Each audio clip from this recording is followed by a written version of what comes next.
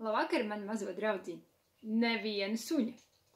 Skolā Tips un Tops ļoti nobīstas. Tur ir pilns ar puikām un meitenēm, taču neviena suņa.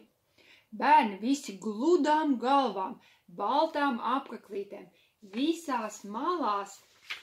Tā vien dzirdi, zvana kā ar zvaniem. Labrīt, labrīt!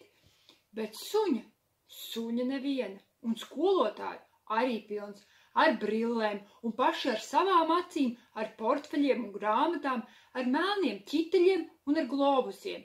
Un visi no rīta tā vien smaidīdami staigā.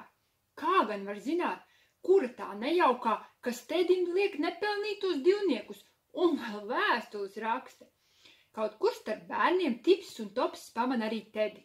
Kad atskan zvans un viss aiziet klasē, reizē ar skolēniem iešmauc arī divi mazi suņi un pavisam klusi apsēsts zem pēdējā sola.